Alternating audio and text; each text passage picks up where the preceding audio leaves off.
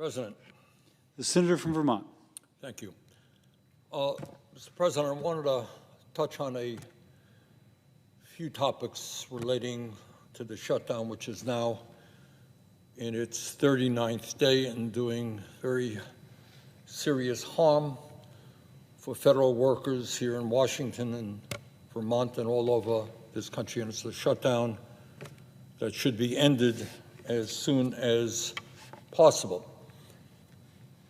The reason for the shutdown really is not complicated. Here in the Senate, we have a 60-vote threshold in order to pass a budget that keeps the government open. You need 60 votes, and that's been the case for a very, very long time. And what has always happened, is that if the majority party, in this case the Republican Party, does not have the 60 votes, which is usually the case, they have to sit down and negotiate with the minority party, which is the Democratic caucus, which has 45 Democrats and 2 independents, one of which is me. That's what you got to do. You have to negotiate to get the 60 votes. But for the first time, I don't know, in history, the Republicans are saying, we don't want to negotiate. It is our way or the highway. You take it or leave it.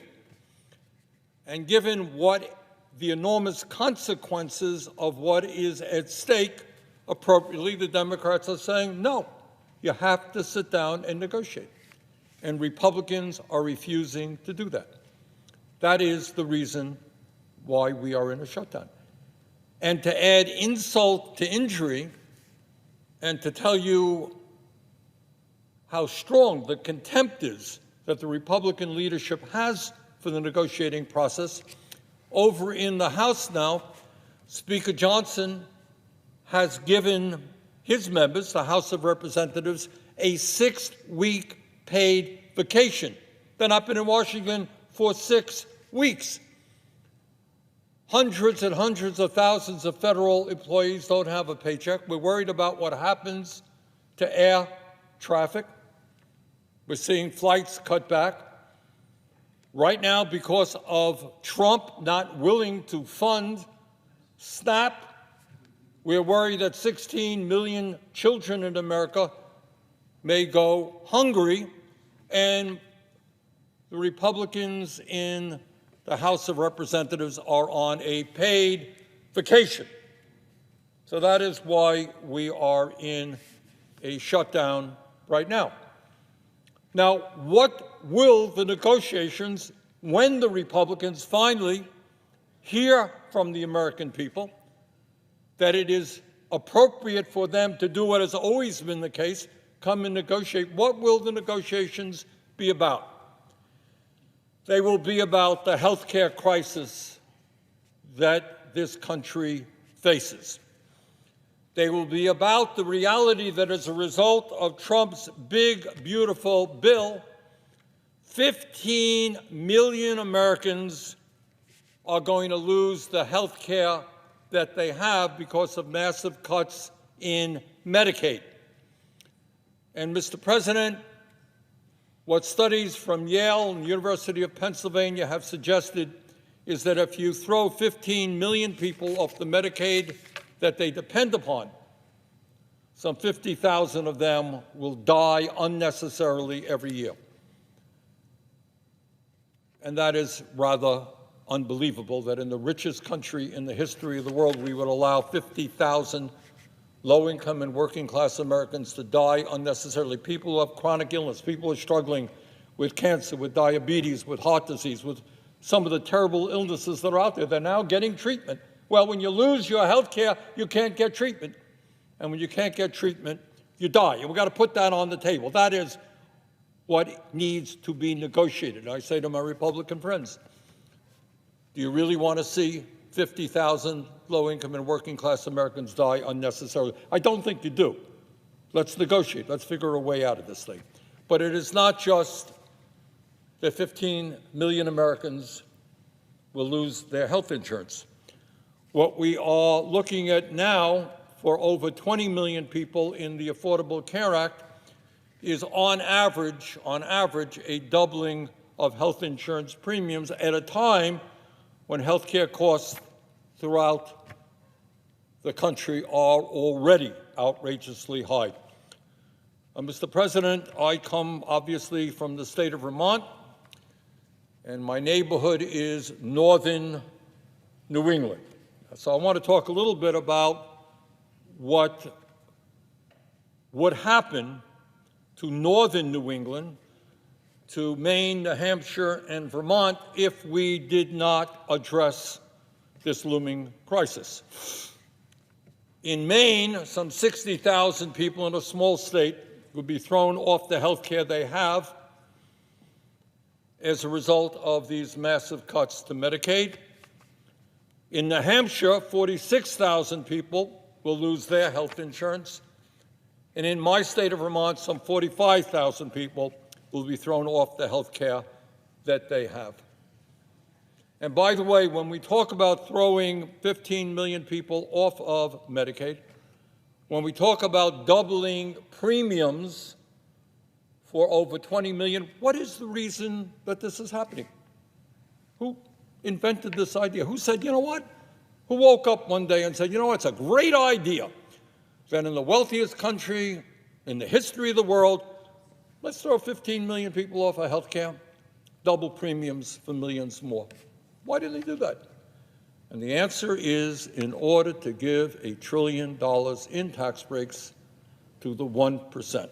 So yeah, good news is if you're Elon Musk and you're worth some $500 billion, you get a tax break. Bad news is that if you're a working class person trying to get by on $30,000, $40,000 a year, you lose your health care. There is a reason why poll after poll is showing Republicans responsible for this shutdown. And there is a reason that why on Tuesday there was a wave of disgust at Republicans all over this country, from Maine to California, when people said no to Trumpism and no to health care proposals that would throw so many people off of the health care they have. I would hope that my Republican colleagues learn something from that. Now, what the Democrats are talking about, it's not what I want. I would go a lot further. But what they're saying is something very simple. Let us at least not raise premiums, and then we can have a discussion about where we want to go forward. The sitting president here has an idea. I have a different idea. President of the United States has another idea. Put them on the table. Let's see how the American people feel. Run a campaign on it. It can be an election in 2026. See how the American people feel. Now, getting back to northern New England, I want to talk about what these increased premiums would mean. I want to put them into a real human reality. If the ACA subsidies are not extended, a 40-year-old individual in Portland, Maine, making $35,000 a year, not a lot of money, will see his or her health insurance premiums go up from $1,167 a year to $2,556 a year, a 119% increase for somebody making $35,000 a year. And this is one, because it's true in Vermont and it's true all over the country. And I want people to hear this. Again, I'm talking about Maine. I'm going to be talking about Vermont. It is true in every state in America. A 60-year-old couple, that is a couple not yet eligible for Medicare, making $85,000 a year in Fort Kent, Maine, will see their premiums go up from $7,200 a year to $38,490 a year, a 435% increase. So, Mr. President, we are talking about a 60-year-old couple making $85,000 a year will now be paying $38,000 in premiums, not to mention out-of-pocket cost. That is almost 50% of their incomes for health care. Mr. President, in New Hampshire, a family of four making $80,000 a year will see their premiums increase by $297 a month, $3,600 a year more on an income of $80,000. Think about it. A 62-year-old couple in New Hampshire making $90,000 a year will see their premiums go up by $14,000 a year. Making $90,000, couple making $90,000, you're going to see your health care premiums go up by $14,000. How do you survive with that kind of increase? In Vermont, my state, if the ACA subsidies are not extended, in Bennington, a couple in their 60s earning $85,000 a year now pays about $830 a month in premiums for their Blue Cross Blue Shield health care. Next year, without these subsidies, they would pay $3,000 a month. Add the deductible and other costs, and they'll spend nearly half of their income, more than $40,000 a year, on health care. Couple in their 60s in Bennington, Vermont, and it is true all over this country, will be spending almost 50% of their incomes on health care. That is insane. Now, it's interesting, Mr. President, that my Republican friends now are beginning to talk about health care. For a while, they didn't have a word to say. They're coming down here. And that's a good thing. So I think that's the kind of discussion that we should have.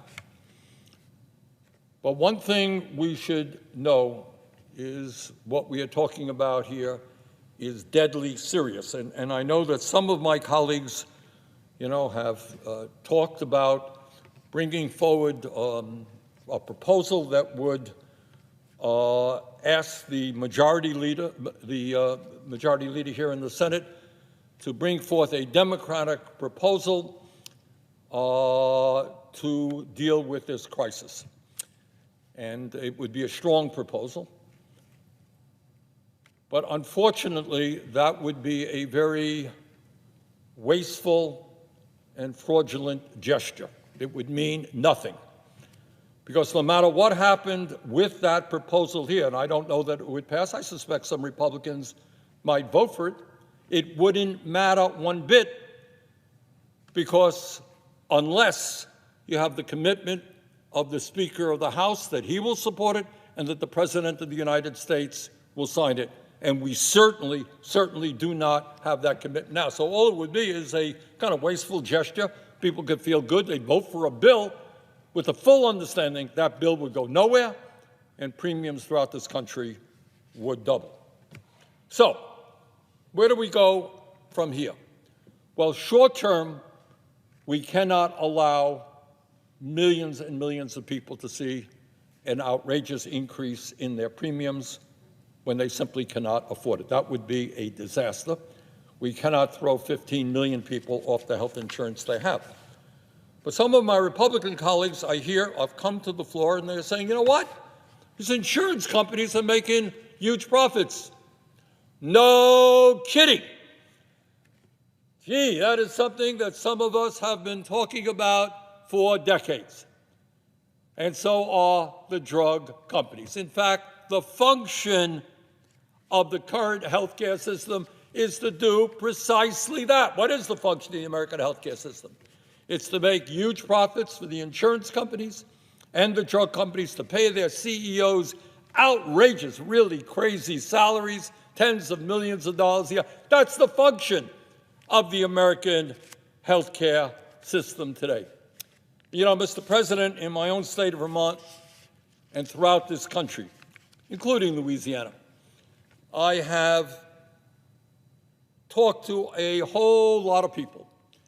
And almost always in my remarks, I ask a very simple question. I say, tell me, how many of you believe that the American system is working well, American healthcare system, how many of you think it is broken? And whether it's Louisiana, Vermont, or any place else, overwhelmingly people understand the American healthcare system is broken. It is outrageously expensive. It is cruel. It is dysfunctional. Not a secret, and I'm glad that some of my Republican colleagues are beginning to catch on. Mr. President, as I think you know well, we spend almost twice as much per capita on health care as any other country on earth. Unbelievably, this really is, according to the most recent data, here in the United States, we are spending $14,500 per person on health care. $14,000, over $14,000 for every man, woman, and child. And let me tell you how that compares to other countries. Somehow, in Japan, they're able to provide health care to all for $5,600. In the UK, $6,000. In Australia, $6,900. In Canada, $7,000. And $7,100 in France. In other words, major country around the world manages to guarantee health care to all of their people as a human right, and they're spending less than half per capita than we are spending. And I can tell you, having been all over the country, that the American people are disgusted with that reality. They understand and they believe that health care is a human right, not a privilege, that every man, woman, and child in this country is entitled to health care, no matter how old you are, no matter how young you are, no matter rich you are, no matter how poor you are.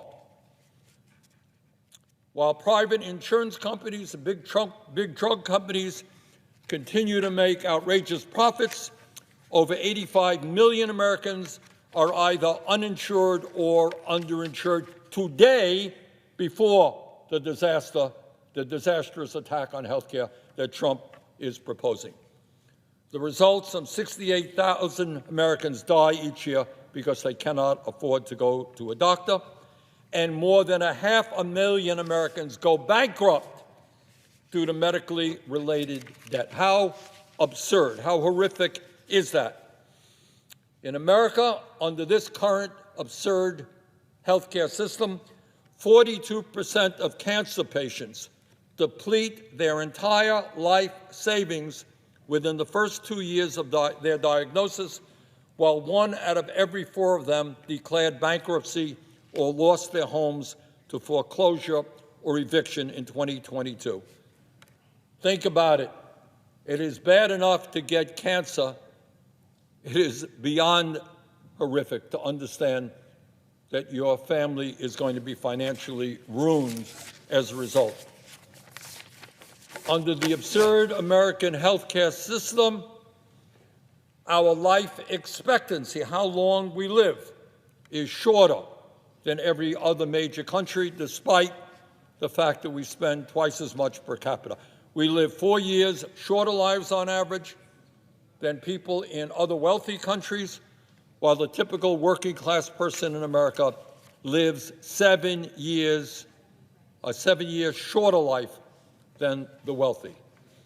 We also have the dubious distinction of having by far the highest infant mortality rate of any other wealthy country on earth. And as bad as our overall health care system is, our primary care system is even worse. Today, tens of millions of people live in communities where they cannot find a doctor, a dentist, or a psychologist, even when they have decent insurance, and others have to wait months in order to be seen. So unbelievably, again, we're spending twice what other countries are spending. We don't even have enough doctors. We don't have enough dentists. We don't have enough nurses, mental health practitioners, pharmacists, or home health care workers. And 1 out of 4 Americans cannot afford to purchase the medicine their doctors need. So it is no wonder that the American people understand that the current system is broken. So where do we go from here? It's one thing to talk about a system that is broken. It's another thing to have a solution. And I have a solution. Not a radical idea. In fact, in many ways, it just emulates what goes on in every other major country on earth. It is to say that health care is a human right, that we need universal health care, and that we must pass a Medicare for all single-payer program. So what is that legislation? What would it look like? What that legislation would do is provide comprehensive health care coverage to all with zero out-of-pocket expenses. And unlike the current system, it would provide full freedom of choice regarding health care providers. No more insurance premiums, no more deductibles, no more co-payments, no more filling out endless forms and fighting with insurance companies to get the coverage that you paid for. No more networks to be treated by a doctor who is not in your network, who can charge you some astronomical cost. And it would also mean, when we talk about comprehensive, the coverage of dental care. Last I heard, dental care is health care, vision, hearing aids, prescription drugs, and home health care. And importantly, when we have a Medicare for All program, it gives Americans the freedom to switch jobs without losing their health insurance. Right now, you got millions of people who are staying at a job that they don't like because it provides decent health care to their families. That is kind of crazy unto itself.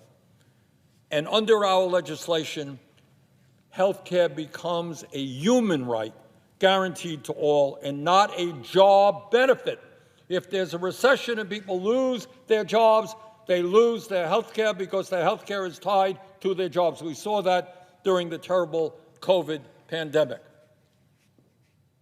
And everybody gets access to the same quality health care. Yes, workers at McDonald's, here's a radical idea, workers at McDonald's deserve the same quality health care as executives on Wall Street. Well, would a Medicare for all health care system be expensive? Yes, it would. But while providing comprehensive health care for all, no more out-of-pocket expenses, no more premiums, no more deductibles, it would be significantly less expensive than our current dysfunctional system. Now, why? Why would that be the case? Well, because it would eliminate an enormous amount of the bureaucracy, profiteering, administrative costs, and misplaced priorities inherent in our current for-profit system. Now, the function of the current system is to make profits for the insurance companies and the drug companies. That's what this system is about. And built into that system is all kinds of disincentives for quality and inexpensive care. In fact, the Congressional Budget Office has estimated that Medicare for All would save the American people $650 billion each and every year. On the Medicare for All, there would no longer be armies of insurance employees billing us. Go to any hospital in Alabama or Vermont or any place else. Go down in the basement. You know what you're going to find? Not doctors, not nurses, not people who provide health care. You're going to have people billing you, people hounding you for your late payments. Those people are not contributing to making us healthy. They are part of an administrative system that is costing us huge amounts of money.